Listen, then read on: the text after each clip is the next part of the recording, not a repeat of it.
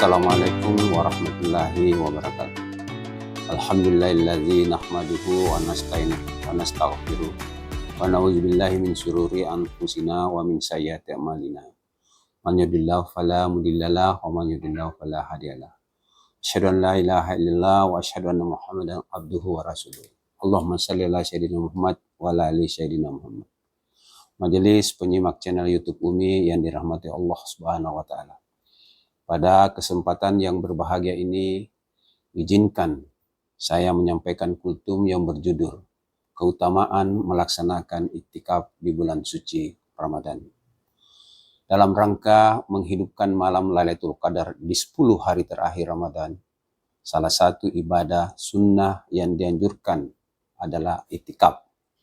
Keutamaan iktikaf sangatlah besar, yaitu sebagai upaya untuk meraih Lailatul Qadar, malam yang lebih baik dari 1000 bulan. Iktikaf adalah diam atau berhenti di dalam masjid dengan niat semata-mata hanya untuk beribadah kepada Allah Subhanahu wa taala.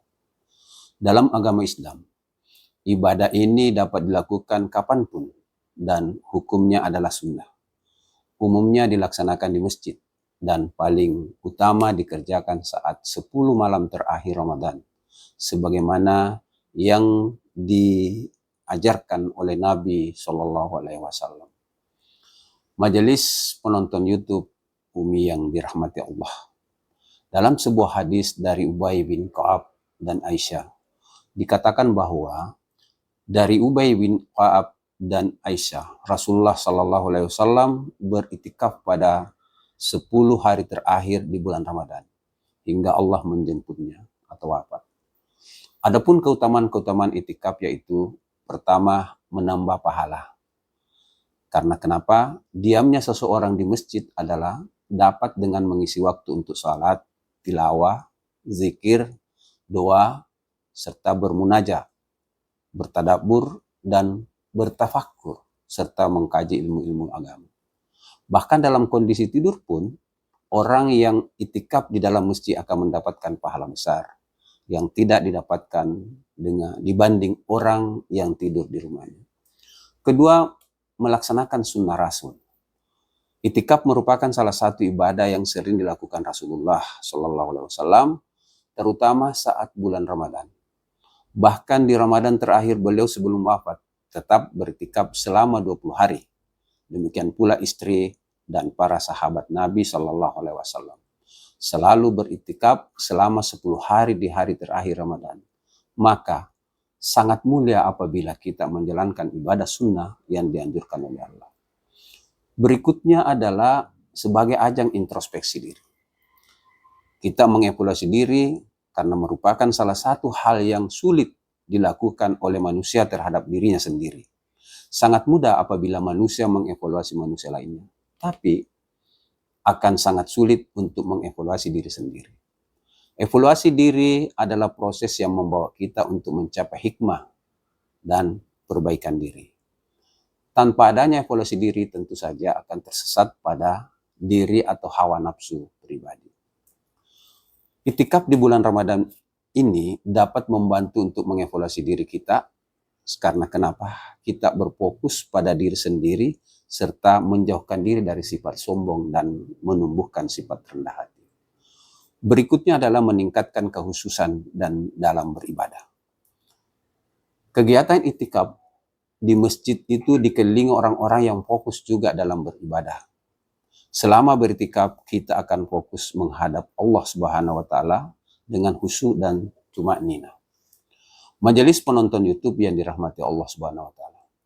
Dengan beriktikaf harapannya untuk menggapai yang namanya Lailatul Qadar.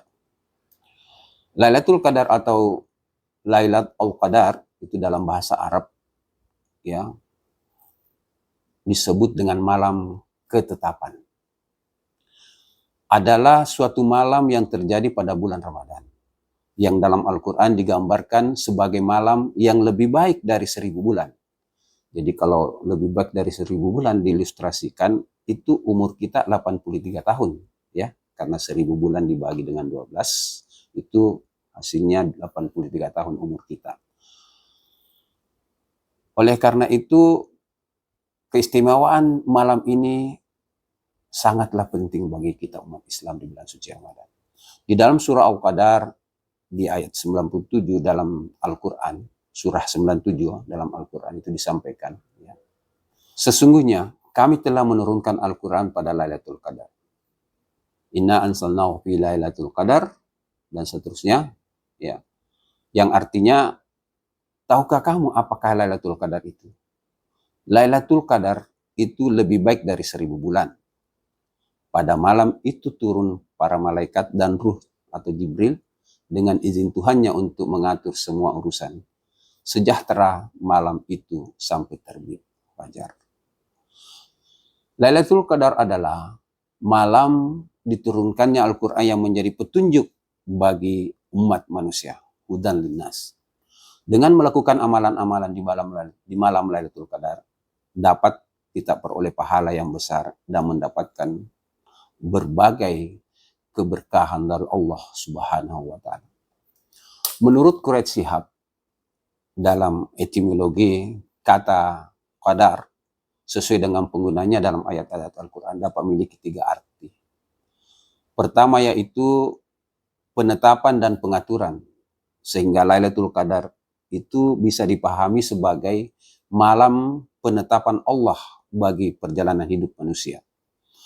Penggunaan qadar sebagai ketetapan dapat dijumpai pada surah Ad-Duhan ayat 3-5, yang mana sesungguhnya kami menurunkan Al-Quran pada suatu malam, dan sesungguhnya kamilah yang memberi peringatan.